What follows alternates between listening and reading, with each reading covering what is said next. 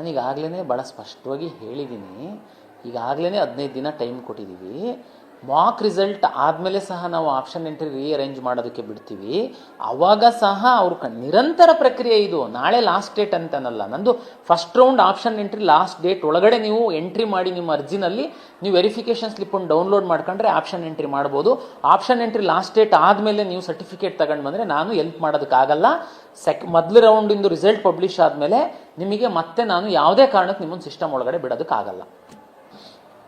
Option ಎಂಟ್ರಿದು ಈಗಾಗಲೇ portal open ಆಗಿದೆ. ಎಲ್ಲ ಸೀಟ್ ಮ್ಯಾಟ್ರಿಕ್ಸನ್ನು ನಾವು ಪಬ್ಲಿಷ್ ಮಾಡಿದ್ದೀವಿ, ತಾವು ವೆಬ್ಸೈಟಲ್ಲಿ ನೋಡ್ಬೋದು. ಏನಪ್ಪ option entry? Verification slip download ಮಾಡೋ ಹಾಕ್ತಿದ್ದಂಗೆ ತಾವು ಆಪ್ಷನ್ ಎಂಟ್ರಿ ಮಾಡುವಂಥದ್ದಕ್ಕೆ ರೆಡಿ ಅಂತ ನಮ್ಮದು ಲಿಂಕಲ್ಲಿ ಹೋಗ್ತೀರಾ, ತಾವು ಆಪ್ಷನ್ ಎಂಟ್ರಿ ಓಪನ್ ಮಾಡ್ಕೊಂಡ್ರೆ ನಿಮಗಲ್ಲಿ ಒಂದು ವಿದ್ಯಾರ್ಥಿಗೆ ಒಂದು ಪೇಜು ಬರುತ್ತೆ. ಆ್ಯಕ್ಚುಲಿ ಅದರಲ್ಲಿ ತಾವು ನೋಡ್ಬೋದು ನಿಮ್ಮ ಹೆಸರು, ನಿಮ್ಮ ರ್ಯಾಂಕ್ಗಳು, ನೀವು ಕ್ಲೈಮ್ ಮಾಡಿರೋ ರಿಸಲ್ಟ್ ಎಲ್ಲದೂ ನಿಮಗಾಗಿಯೇ ಒಂದು ಪೇಜನ್ನು ನಾವು ಡಿಸೈನ್ ಮಾಡಿದ್ದೀವಿ. ಅದರೊಳಗಡೆ ನೀವು ಆಪ್ಷನ್ ಎಂಟ್ರಿ ಮಾಡುವಂಥದ್ದಕ್ಕೆ ಹೋಗಬೇಕು. ಸರ್ ಏನು ಆಪ್ಷನ್ ಎಂಟ್ರಿ ಮಾಡೋದು? ತಮಗೆಲ್ಲ ಗೊತ್ತಿರುವಂತೆ ನಾವು ಇಂಜಿನಿಯರಿಂಗು, ವೆಟರ್ನರಿ, ಅಗ್ರಿಕಲ್ಚರು ಈ ಥರ ವಿವಿಧ ಕೋರ್ಸ್ಗಳಿಗೆ ನಿಮ್ಮ ವೆರಿಫಿಕೇಷನ್ ಸ್ಲಿಪ್ಪಲ್ಲಿ ಯಾವುದೆಲ್ಲ ರ್ಯಾಂಕು ಬಂದಿದೆ ಆ ರ್ಯಾಂಕಿನ ಕೋರ್ಸ್ಗಳಿದೆ. ಉದಾಹರಣೆಗೆ 75,000ಕ್ಕಿಂತಲೂ ಹೆಚ್ಚು ಇಂಜಿನಿಯರಿಂಗ್ ಕಾಲೇಜಲ್ಲಿ ನಾವು ಸೀಟನ್ನು ಅಲಾಟ್ ಮಾಡ್ತಾ ಇದ್ದೀವಿ. ಹೇಗೆ ಅಂದರೆ, ಸರ್ಕಾರ ಮತ್ತು ಖಾಸಗಿ ಇಂಜಿನಿಯರಿಂಗ್ ಕಾಲೇಜುಗಳ ಒಕ್ಕೂಟದ ಒಂದು ಒಮ್ಮತದ ಒಪ್ಪಂದದಂತೆ 45% ಪ್ರತಿ ಕಾಲೇಜಿನ ಪ್ರತಿ ಕೋರ್ಸಿನ ಸೀಟುಗಳನ್ನು ನಮಗೆ ಬಿಟ್ಟುಕೊಟ್ಟಿದ್ದಾರೆ. KEAಗೆ ಇಂಜಿನಿಯರಿಂಗಿಗೆ ಸಂಬಂಧಪಟ್ಟಂತೆ ಅಷ್ಟು ಸೀಟ್ಗಳಿಗೆ ಎಷ್ಟು ಶುಲ್ಕವನ್ನು ವಿಧಿಸಬೇಕು ಅನ್ನುವಂಥದ್ದನ್ನು ಸರ್ಕಾರ ನಿಗದಿಪಡಿಸಿದೆ ಒಪ್ಪಂದದ ಪ್ರಕಾರ. ಇಷ್ಟು ಫೀಸಿಗೆ ನಾವು ಸೀಟನ್ನು ಕೊಡ್ತೀವಿ. ಇವತ್ತು ವಿದ್ಯಾರ್ಥಿಗಳು, ನನಗೆ ಪೇರೆಂಟ್ಸಿಂದ ಫೋನ್ ಬರುತ್ತೆ, ಏನು ಅಂತಂದರೆ, ಪಾಪ ಇಷ್ಟು ದೊಡ್ಡ ಮಟ್ಟದ ಸೀಟ್ಗಳನ್ನು ನಾವು ಅಲಾಟ್ ಮಾಡ್ತಾ ಇದ್ದೀವಿ ಸರ್, ನಮ್ಮ ಯಾರೋ ಒಬ್ಬ ಫ್ರೆಂಡು, ನನ್ನ ಮಗನ ಫ್ರೆಂಡು ಇಂಥ ಕಾಲೇಜಿಗೆ ಹೋಗಿ ಅಡ್ಮಿಷನ್ ಆಗಿಬಿಟ್ಟಿದ್ದಾನೆ ಸರ್, ನನ್ನ ಮಗನು ಅಲ್ಲೇ ಸೇರಬೇಕು ಅಂತ ಹಠ ಮಾಡ್ತಾ ಇದ್ದಾನೆ, ನಮಗೊಂದು ಅನುಕೂಲ ಮಾಡಿಕೊಡಿ. ಅನುಕೂಲ ಅಂತ ನಾನು ಹೇಳೋದು, ನೀವು ಕೌನ್ಸಿಲಿಂಗಲ್ಲಿ ಭಾಗವಹಿಸಿದ್ದೀರಾ? ಅಲ್ಲ, ಭಾಗವಹಿಸ್ತೀವಿ ಸರ್. ಅಲ್ಲ, ಹಂಗೆ ಡೈರೆಕ್ಟಲ್ಲಿ ಅವರು ಕರಿತಾ ಇದ್ದಾರೆ ಸರ್, 2.5 ಲಕ್ಷ ಕೊಟ್ಟರೆ ಸಾಕು, ನಿಮಗೆ ಸೀಟ್ ಕೊಟ್ಬಿಡ್ತೀವಿ 1 ವರ್ಷಕ್ಕೆ ಅಂತ. 2.5 ಲಕ್ಷ ಯಾಕೆ ಕೊಡ್ತೀರಾ? ನಿಮ್ಮ ಮಗು ಮೆರಿಟ್ ಇತ್ತು ಅಂತಂದರೆ. ಕಡಿಮೆಗೆ ನಾನು ಸೀಟ್ ಕೊಡ್ತಾ ಇದ್ದೀನಿ KEAಯಿಂದ. 45% ಅಷ್ಟು ನಮ್ಮ ಹತ್ರ ಸೀಟ್ ಇದೆ. ಹೋದ ವರ್ಷ ಸುಮಾರು 15,000ದಷ್ಟು ಸೀಟೇ ನಮ್ಮಿಂದ ಖರ್ಚಾಗಿಲ್ಲ. ದಯಮಾಡಿ ಪೇರೆಂಟ್ಸು, ಇಲ್ಲ ನಿಮ್ಮ ಹತ್ರ ಸಿಕ್ಕಾಬಟ್ಟೆ ದುಡ್ಡಿದೆ, ಕೌನ್ಸಿಲಿಂಗ್ ಸಂಬಂಧ ಇಲ್ಲ, ದಯಮಾಡಿ ಹೋಗಿ ಮ್ಯಾನೇಜ್ಮೆಂಟಲ್ಲಿ ಅಡ್ಮಿಷನ್ ಆಗಿ. ದುಡ್ಡಿಗೆ ಬೆಲೆ ಇದೆ, ಕಷ್ಟಪಟ್ಟು ದುಡ್ದಿದ್ದೀವಿ ನಾವು, ಮಗನಿಗೆ ಮೆರಿಟ್ ಸಹ ಇದೆ, ದಯಮಾಡಿ ನಮ್ಮ ಕೌನ್ಸಿಲಿಂಗಲ್ಲಿ ಭಾಗವಹಿಸಿ. ಅಲ್ಲ ಸರ್, ನಮ್ಮದು ರ್ಯಾಂಕು 70,000 ಇದೆ ಸರ್, ನನ್ನ ರ್ಯಾಂಕು 1 ಲಕ್ಷ ಇದೆ, ನನ್ನ ಮಗನಿಗೆ ಇಂಜಿನಿಯರಿಂಗೇ ಮಾಡಿಸ್ಬೇಕು ಅಂತ ಆಸೆ ಇದೆ, ನಮಗೆ ಸೀಟ್ ಸಿಗುತ್ತಾ ಇಲ್ವೋ ಗೊತ್ತಿಲ್ಲಲ್ಲ ಸರ್, ನಾನು ಕಾದರೆ ಪದೇ ನಮಗೆ ಫೋನ್ ಮಾಡ್ತಾ ಇದ್ದಾರೆ ಸರ್ ಅಂತ ಕಾಲೇಜಿಂದ, ನಿಮ್ಮ ಸೀಟ್ ಖಾಲಿ ಆಗಿಬಿಡುತ್ತೆ ನೋಡಿ, ನಾವು ಜವಾಬ್ದಾರಿ ಅಲ್ಲ. ನೋಡಿ, ಅರ್ಥ ಮಾಡಿ, ಅವರು ಏನೇ ನಿಮಗೆ ಫೋನ್ ಮಾಡಿದರೂ ಸಹ ಅವರು ನಿಮಗೆ ಅಡ್ಮಿಷನ್ ಕೊಡ್ತಾ ಇರುವಂಥದ್ದು ಕೇವಲ 25%. ಅರ್ಥ ಮಾಡ್ಕೊಳ್ಳಿ. 45 ನಾವು ಅಲಾಟ್ ಮಾಡ್ತೀವಿ, 30% ಕಾಮೆಟ್ಗೆ ಅಲಾಟ್ ಮಾಡುತ್ತೆ, ಉಳಿದಿದ್ದು 25% ಅವ್ರು ಡೈರೆಕ್ಟ್ ಅಡ್ಮಿಷನ್ ಮಾಡ್ತಾ ಇದ್ದಾರೆ. 25% ಅಂದರೆ ಸೀಟ್ ಜಾಸ್ತಿನಾ, 45% ಸೀಟ್ ಜಾಸ್ತಿನಾ? ನಮ್ಮ ಸೀಟ್ ಜಾಸ್ತಿ ಇದೆ. ಹಾಗಾಗಿ ದಯಮಾಡಿ ತಮಗೆ ಪೇಷನ್ಸ್ ಇರಲಿ. ಆಮೇಲೆ ತಮಗೆಲ್ಲ ಗೊತ್ತಿದೆ, ನಮ್ಮದು ಫಸ್ಟ್ ರೌಂಡ್ ರಿಸಲ್ಟ್ ಆದಮೇಲೆ ಕಾಮೆಟ್ಗೆದು ರಿಸಲ್ಟ್ ಕೊಡಬೇಕು ಅಂತಲೂ ನಮ್ಮದು ಒಮ್ಮತದ ಅಭಿಪ್ರಾಯದಲ್ಲಿ ತೀರ್ಮಾನ ಆಗಿದೆ.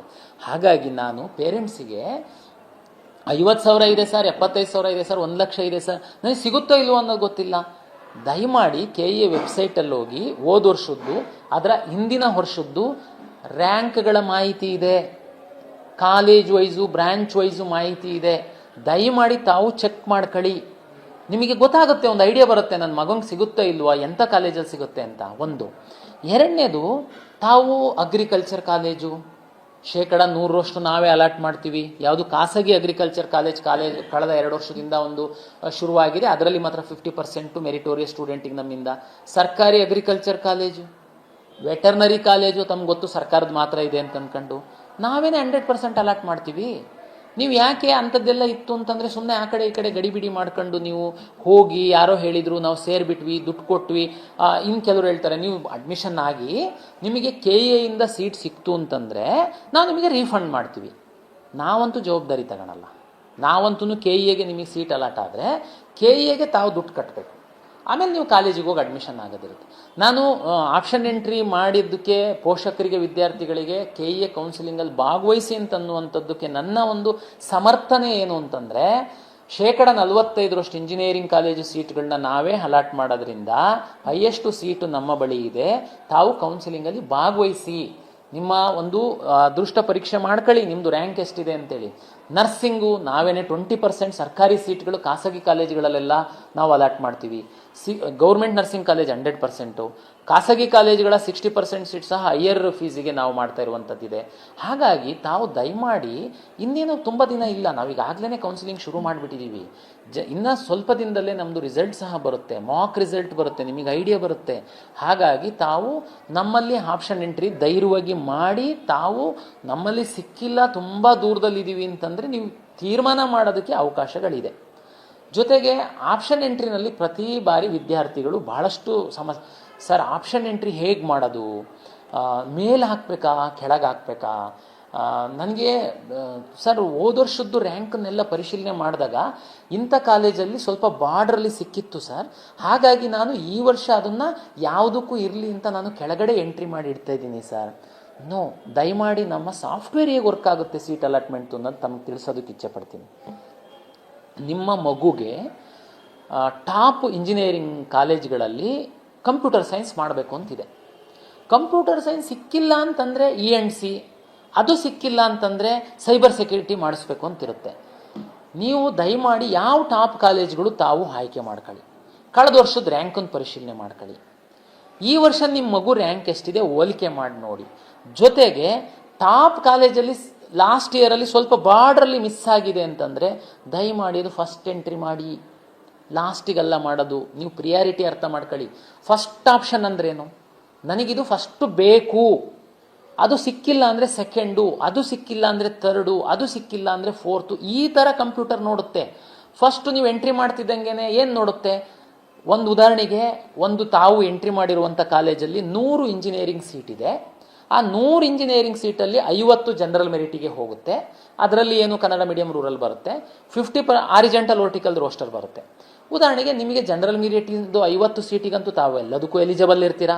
ಜೊತೆಗೆ ನೀವು ಉದಾಹರಣೆಗೆ 3B ವಿದ್ಯಾರ್ಥಿ ಅಂತ ಅಂದ್ಕೊಳ್ಳೋಣ, ನೀವು ಕನ್ನಡ ಮೀಡಿಯಮೂ ಇದೆ ಅಂತ ಅಂದ್ಕೊಳ್ಳೋಣ, ರೂರಲ್ಲೂ ಇದೆ ಅಂತ ಅಂದ್ಕೊಳ್ಳೋಣ. 3B seats, Kannada medium reserve ಆಗಿರೋ ಸೀಟ್ಸು, ರೂರಲ್ದು ಸೀಟ್ಸು, ಮತ್ತು ಜನರಲ್ ಮೆರಿಟಿನ ಎಲ್ಲ ಸೀಟ್ಸು, ಇಷ್ಟು ಸೀಟ್ಸು ಒಂದು ಕಾಲೇಜಲ್ಲಿ ಇರೋದಕ್ಕೆ ನೀವು ಎಲಿಜಿಬಲ್ ಇದ್ದೀರಾ. ನೀವು ಚಾಯ್ಸ್ ಫಸ್ಟ್ ಹಾಕಿದ್ದೀರಾ, ಆಪ್ಷನ್ ಫಸ್ಟ್ ಹಾಕಿದ್ದೀರಾ. ಉದಾಹರಣೆಗೆ ಅಲ್ಲಿಗೆ ಒಂದು 70 ಸೀಟ್ ಅಷ್ಟು ನೀವು ಎಲಿಜಿಬಲ್ ಇದ್ದೀರಾ. ಅಲ್ಲಿ ಒಂದು 100 ವಿದ್ಯಾರ್ಥಿಗಳು ಆಪ್ಷನ್ ಎಂಟ್ರಿ ಮಾಡಿದ್ದಾರೆ ಆ ಕೋರ್ಸಿಗೆ. ಕಂಪ್ಯೂಟರ್ ನೋಡುವಾಗ ಆ 100 ವಿದ್ಯಾರ್ಥಿಗಳಲ್ಲಿ ಅಂದರೆ 100 ವಿದ್ಯಾರ್ಥಿಗಳು ಯಾರು, ನಿಮ್ಮ ಕಾಂಪಿಟೇಟರ್ಸು, ಅಂದರೆ 3B ಇರುವಂಥವ್ರೆ, ನಿಮ್ಮ ಥರನೇ ಮೀಸಲಾತಿ ಇರುವಂತಹ 100 ವಿದ್ಯಾರ್ಥಿಗಳು ಅಪ್ಡೇಟ್ ಮಾಡಿದ್ದಾರೆ, ಆಪ್ಷನ್ ಎಂಟ್ರಿ ಮಾಡಿದ್ದಾರೆ. ಅಲ್ಲಿ 70 ಸೀಟ್ ಇದೆ. ಕಂಪ್ಯೂಟರ್ ಏನು ನೋಡುತ್ತೆ, ಟಾಪ್ ಯಾರು 70 ವಿದ್ಯಾರ್ಥಿಗಳಿದ್ದಾರೆ ಅವರಿಗೆ ಅಲಾಟ್ ಮಾಡುತ್ತೆ. ನೀವು ಒಂದು ವೇಳೆ 70ರೊಳಗಿದ್ರಿ ಖಂಡಿತ ನಿಮಗೆ ಅದು ಅಲಾಟ್ ಆಗುತ್ತೆ. ಅದು ಅಲಾಟ್ ಆಗಿಲ್ಲ ಅಂತಂದರೆ ಸೆಕೆಂಡಿಗೆ ಬರುತ್ತೆ. ನೀವು ಸೆಕೆಂಡಲ್ಲಿ ಫಿಟ್ ಆಗ್ತೀರಾ, ಅಲ್ಲೂ ಸಿಕ್ಕಿಲ್ಲ, ಥರ್ಡು ಅಲ್ಲೂ ಸಿಕ್ಕಿಲ್ಲ, ಫೋರ್ತು, ಈ ರೀತಿ ಕಂಪ್ಯೂಟರ್ ಅಲಾಟ್ ಮಾಡುತ್ತೆ. ಸರ್ ಇಂಜಿನಿಯರಿಂಗ್ ಹೇಳಿದ್ರಿ ಸರ್, ಹಂಗಿದ್ರೆ ನನಗೆ ಇಂಜಿನಿಯರಿಂಗು ಕಂಪ್ಯೂಟರ್ ಸೈನ್ಸೇ ಬೇಕು ಸರ್, ಅದು ಸಿಕ್ಕಿಲ್ಲ ಅಂತಂದರೆ ಸರ್ ನಾನು ಅಗ್ರಿಕಲ್ಚರಿಗೆ ಹೋಗ್ತೀನಿ ಸರ್, ನಂದು ಅಗ್ರಿಕಲ್ಚರ್ ರ್ಯಾಂಕು ಇದೆ ಸರ್. ಅಗ್ರಿಕಲ್ಚರು ಸಿಕ್ಕಿಲ್ಲ ಅಂದರೆ ಸರ್ ನಾನು ವೆಟರ್ನರಿಗೆ ಹೋಗ್ತೀನಿ ಸರ್. ನಿಮ್ಮದು ಪ್ರಿಯಾರಿಟಿ ಕ್ಲಿಯರ್ ಇರಬೇಕು. ನೀವು ಫಸ್ಟು ಸಿಕ್ಕಿದ್ರೆ ಯಾವುದು ಹೋಗ್ತೀರಾ ಮೇಲೆ ಹಾಕಿ. ಕಂಪ್ಯೂಟರ್ ಸೈನ್ಸ್ ಸರ್ ಅದು ಬಿಟ್ಟು ನನಗೆ ಬೇರೆ ಯಾವ ಇಂಜಿನಿಯರಿಂಗು ಬೇಡ, ಬಿಟ್ಬಿಡಿ, ಕಂಪ್ಯೂಟರ್ ಸೈನ್ಸ್ ಹಾಕ್ತೀರಾ. ಅದು ಸರ್ ಟಾಪ್ 10 ಕಾಲೇಜಲ್ಲಿ ಮಾತ್ರ ಬೇಕು. Okay, top 10 college computer science ಹಾಕ್ತೀರಾ. ಸರ್ ಕಂಪ್ಯೂಟರ್ ಸೈನ್ಸ್ ಟಾಪ್ 10 ಕಾಲೇಜಲ್ಲಿ ಸಿಕ್ಕಿಲ್ಲ ಅಂದರೆ ನಾನು ಅಗ್ರಿಕಲ್ಚರಿಗೆ ಹೋಗ್ತೀನಿ ಸರ್. ಓಕೆ, ಅಗ್ರಿಕಲ್ಚರಲ್ಲಿ ಸರ್ ಕರ್ನಾಟಕದಲ್ಲಿರೋ ಎಲ್ಲ ಕಾಲೇಜಿಗೆ ಹೋಗಲ್ಲ ಸರ್, ನಾನು ಬೆಂಗಳೂರಲ್ಲಿರೋ ಕಾಲೇಜಿಗೆ ಮಾತ್ರ ಹೋಗ್ತೀನಿ. ಆಯಿತು, 10 ಟಾಪ್ ಇಂಜಿನಿಯರಿಂಗ್ ಕಂಪ್ಯೂಟರ್ ಸೈನ್ಸ್ ಆಯಿತು. ನೆಕ್ಸ್ಟ್ ಅಗ್ರಿಕಲ್ಚರ್ ಹಾಕಿ. ಅದು ಸಿಕ್ಕಿಲ್ಲ ಅಂದರೆ ವೆಟರ್ನರಿ, ಓಕೆ ಅದಕ್ಕೆ ಹಾಕಿ. ಈ ಥರ ನೀವು ನಿಮ್ಮ ಪ್ರಿಯಾರಿಟಿ ಹಾಕಿದರೆ ಕಂಪ್ಯೂಟರ್ ಅಲಾಟ್ ಮಾಡುವಾಗ ನಿಮಗೆ ಬೆಸ್ಟ್ ಯಾವುದಿದೆ ಅದನ್ನು ಅಲಾಟ್ ಮಾಡುತ್ತೆ.